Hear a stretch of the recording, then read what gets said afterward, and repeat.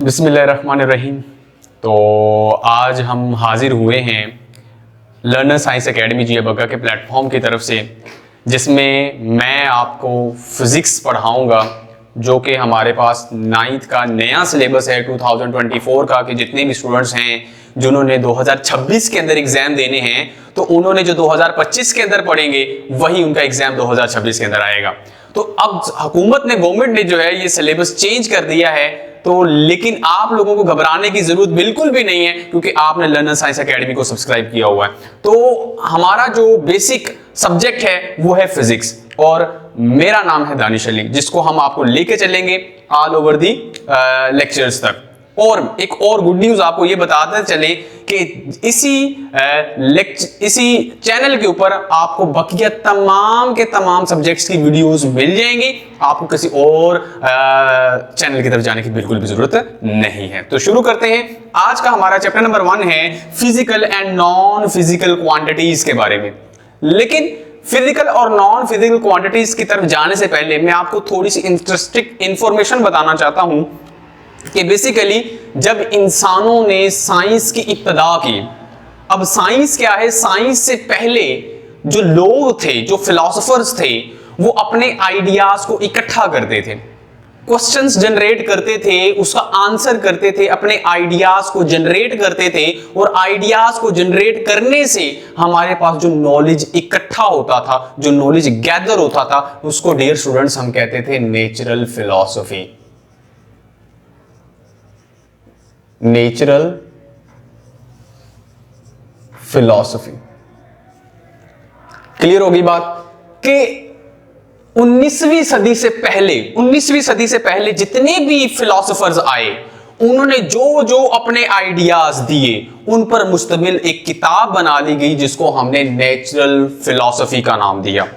ये वो वाहिद सब्जेक्ट है जो साइंस के तमाम की तमाम ब्रांचेस को कवर करता है। तो डियर स्टूडेंट्स, सबसे पहले हम बात करते हैं कि नेचुरल फिलॉसफी क्या है। नेचुरल फिलॉसफी के बारे में बात याद रखिएगा, इसको हम कहते हैं the study of nature. The study of nature, कायनात का मुतालिया ही असल में नेचुरल फिलॉसफी है।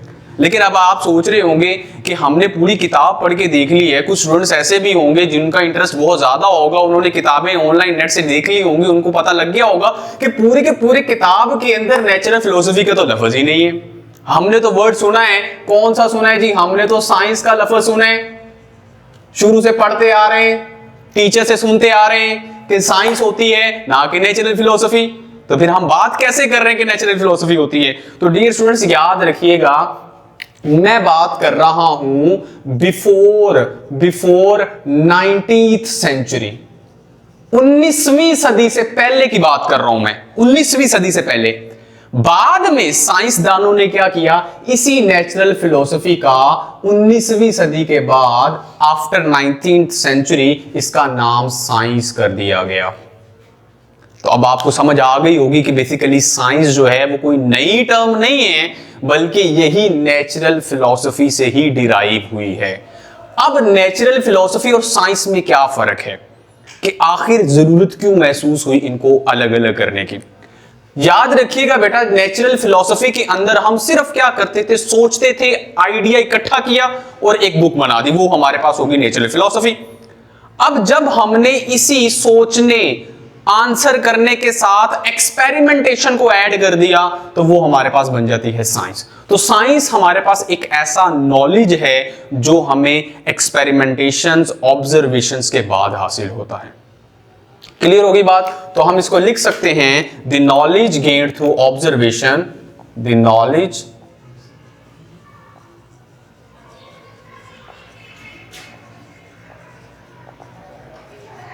Gained through observations and experimentations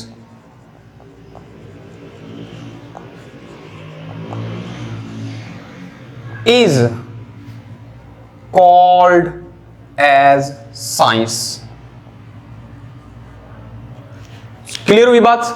कि साइंस क्या है? साइंस एक ऐसा इल्म है, एक ऐसे इल्म का नाम है जो ऑब्जर्वेशंस, सोचने, एक्सपेरिमेंटेशंस और तहकीकात के बाद हासिल होता है डियर स्टूडेंट्स। अब साइंस में फिजिक्स का क्या किरदार है? याद रखें बेटा, हमारे पास जो साइंस है असल में इस साइंस की ब्रांच है फिजिक्स। इस फिजिक्स में हम क्या पढ़ते हैं, क्या स्टडी करेंगे, ये हम आहिस्ता आहिस्ता लेक्चर्स के साथ साथ कवर अप करेंगे। अभी हम बात करते हैं फिजिकल और नॉन फिजिकल क्वांटिटीज के बारे में। अच्छा डियर स्टूडेंट्स, फिजिकल क्वांटिटीज और नॉन फिजिकल क्वांटिटीज में क्या फर्क है? सबसे पहले हम देखते हैं कि फिजिकल क्वांटिटीज किनको कहते हैं। फिजिकल क्वांटिटीज, हम एक टेबल ड्रॉ करेंगे और उन टेबल के अंदर हम दोनों को डिफरेंशिएट करेंगे। इधर हम बात करेंगे फिजिकल क्वांटिटीज के बारे में, इधर हम बात करेंगे जी नॉन फिजिकल क्वांटिटीज के बारे में।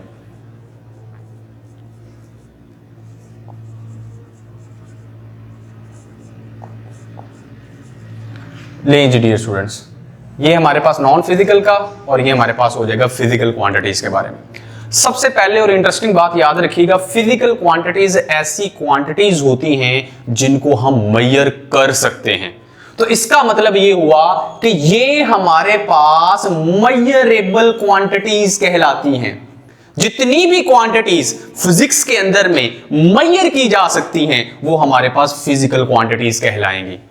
और नॉन फिजिकल क्वांटिटीज क्या हैं? ये ऐसी क्वांटिटीज हैं जिनको हम मेजर नहीं कर सकते, मतलब ये हमारे पास नॉन मेजरेबल क्वांटिटीज होती हैं। Non measurable quantities, non measurable, इनको मेजर किया जा सकता है, इनको मेजर हम नहीं कर सकते। इनको मेजर करने के लिए हमारे पास डिफरेंट टूल्स होते हैं, हमारे पास डिफरेंट इंस्ट्रूमेंट्स होते हैं। इनको मेजर करने के लिए हमारे पास कोई इंस्ट्रूमेंट रिक्वायर नहीं होता, कोई टूल रिक्वायर नहीं होता। इसकी एग्जांपल में हमारे पास क्या आ जाएगा कि फिजिकल क्वांटिटीज की एग्जांपल में हमारे पास क्या है? आप अगर देखना चाहें तो अगर मैं आपसे पूछूं कि बेटा मुझे बताएं इस वक्त टाइम क्या हो रहा है, तो टाइम को देखने के लिए आप घड़ी का इस्तेमाल करेंगे। तो घड़ी क्या है? एक इंस्ट्रूमेंट है जिसको देख के आपने टाइम बताया। टाइम क्या है हमारे पास? टाइम हमारे पास फिजिकल क्वांटिटी है। तो इसका मतलब यहां पर हमारे पास एग्जाम्पल में क्या है जी, टाइम हमारे पास जो है वो फिजिकल क्वांटिटी है।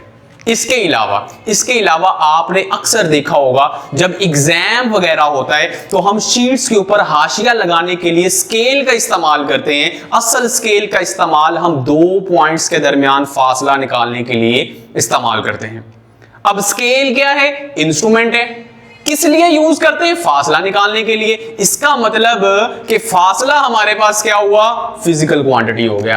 तो इसका मतलब नेक्स्ट हमारे पास जो इसकी एग्जांपल आएगी वो आएगी हमारे पास लेंथ, क्योंकि फासले को बेसिकली हम लेंथ से ही रिप्रेजेंट करते हैं। तो हमारे पास फिजिकल क्वांटिटीज के अंदर एग्जांपल के अंदर टाइम और लेंथ आ गया। अब नॉन फिजिकल क्वांटिटीज की एग्जांपल क्या होगी? सोच के बताएं मुझे जल्दी से। जिनको हम मेजर नहीं कर सकते, जिनके लिए कोई इंस्ट्रूमेंट या टूल इस्तेमाल नहीं होता। मिसाल के तौर पर हम कहते हैं कि मैं अपनी फैमिली से बहुत मोहब्बत करता हूं, मैं अपनी फैमिली को बहुत पसंद करता हूं। भाई कितना करते हो बताओ? क्या आप अपनी मोहब्बत को डिजिट्स में बता सकते हो? क्या आप अपनी मोहब्बत को किसी इंस्ट्रूमेंट से मेजर करवा सकते हो? नहीं करवा सकते। उसके अंदर हम क्या यूज करते हैं? सिर्फ एस्टिमेशन। हम एस्टिमेट करते हैं कि भाई मैं आपसे बहुत ज्यादा मोहब्बत करता हूं, बस ये इसके लिए यही वर्ड्स जो हैं हम यूज करते हैं। चूंकि इनको मेजर करने के लिए कोई इंस्ट्रूमेंट यूज नहीं हो रहा, लिहाजा ये हमारे पास क्या कहलाएंगे? नॉन फिजिकल क्वांटिटीज, जिनके अंदर हमारे पास लव आ जाता है, फियर कहते हैं जी डर को। कितना डर लग रहा है? We can not measure it. इसके अलावा विजडम, कोई जितनी भी चीजें हैं जिनका ताल्लुक फीलिंग्स के साथ है, याद रखना है किसके साथ है? फीलिंग्स के साथ है। जितनी भी चीजें फीलिंग्स के साथ जुड़ी हुई हैं वो सारी की सारी आएंगी हमारे पास नॉन फिजिकल क्वांटिटीज के अंदर। क्यों? क्योंकि इनको मेजर नहीं करते, इनको फील करते हैं, और जिनको फील कर सके उनको बताया नहीं जा सकता। यहां तक समझ आ गई? तो हमारे पास फिजिकल क्वांटिटीज और नॉन फिजिकल क्वांटिटीज के अंदर ये छोटा सा ब्रीफ सा हमने डिफरेंशिएशन किया। अब लेकिन आपकी बुक के मुताबिक ये सारी बातें जो हैं ये आपने उनको शॉर्ट क्वेश्चन में आ गया तो टेबल बना के लिखना है, 2 नंबर पक्के मिलने हैं आपको। इसके बारे में याद क्या रखना है? याद रखना आपने कि जितनी भी फिजिकल क्वांटिटीज होती हैं, इनको रिप्रेजेंट करने के लिए, इनको जाहिर करने के लिए हमें किसी ना किसी स्टैंडर्ड की जरूरत होती है, और उस स्टैंडर्ड को हम यूनिट का नाम देते हैं। किसका नाम देते हैं? यूनिट का। परेशान नहीं होना ये यूनिट क्या है, इंशाल्लाह आने वाले लेक्चर्स के अंदर मैं आपको बताऊंगा कि यूनिट क्या है, और ये फिजिकल क्वांटिटीज के ही क्यों होते हैं, ये हमारे पास नॉन फिजिकल क्वांटिटीज के नहीं होते। क्लियर होगी बात? चलें जी, अब नेक्स्ट चलते हैं। हमने बात पहले ही कर ली कि फिजिकल क्वांटिटीज के पास स्टैंडर्ड्स होते हैं जिनको यूनिट्स कहते हैं, लेकिन नॉन फिजिकल क्वांटिटीज के पास कोई स्टैंडर्ड नहीं होता, कोई यूनिट नहीं होता। और याद रखें, जिसका स्टैंडर्ड होता है, जिसका यूनिट होता है, उसी की हमेशा डायमेंशन भी होगी। सो डायमेंशन भी क्या है, ये भी एक नया टॉपिक आ गया। चलिए इसको भी हम कैसे कवर करेंगे आने वाले लेक्चर्स के अंदर, तो आपको कैसे समझ आएगी, इसके लिए आपको हमारे चैनल्स को देखना पड़ेगा। चलिए जी, बात करते हैं जी, स्टैंडर्ड उसका जो फिजिकल क्वांटिटी है, और जिसका स्टैंडर्ड उसका यूनिट, और जिसका यूनिट उसकी डायमेंशन। तो यहां से एक बात साबित होती है कि फिजिकल क्वांटिटीज की डायमेंशंस होती है और नॉन फिजिकल क्वांटिटीज की डायमेंशन नहीं होती। शाबाश। तो इसका मतलब ये हमारे पास डायमेंशनलेस होते हैं। ये हमारे पास क्या होते हैं? डायमेंशनलेस। डायमेंशनलेस क्यों होते हैं? ना कोई यूनिट है, ना कोई स्टैंडर्ड है, ना इनको मेजर किया जा सकता है। होप सो आपको ये फर्क समझ आ गया होगा फिजिकल क्वांटिटीज और नॉन फिजिकल क्वांटिटीज के अंदर। अब नेक्स्ट लेक्चर में हम क्या करेंगे? नेक्स्ट लेक्चर के अंदर हम इन फिजिकल क्वांटिटीज को मजीद डिवाइड करेंगे कि हमारे पास फिजिकल क्वांटिटीज मजीद कितनी तरह की होती हैं। कुछ क्वांटिटीज जो बेस कहलाती हैं, कुछ क्वांटिटीज जो डिराइव कहलाती हैं। तो इनके ऊपर हम इंशाल्लाह बहस करेंगे अपने आने वाले लेक्चर्स में। अब आपसे मुलाकात होगी इंशाल्लाह नेक्स्ट लेक्चर में। तब तक के लिए अल्लाह हाफिज। लेकिन जाने से पहले वीडियो को लाइक जरूर करना है, इसको अपने फ्रेंड्स के साथ शेयर लाजमी करना है, और हमारे चैनल को सब्सक्राइब भी लाजमी करना है ताकि हर सब्जेक्ट की रेलेवेंट वीडियो आप तक पहुंचती रहे। जज़ाकल्लाह।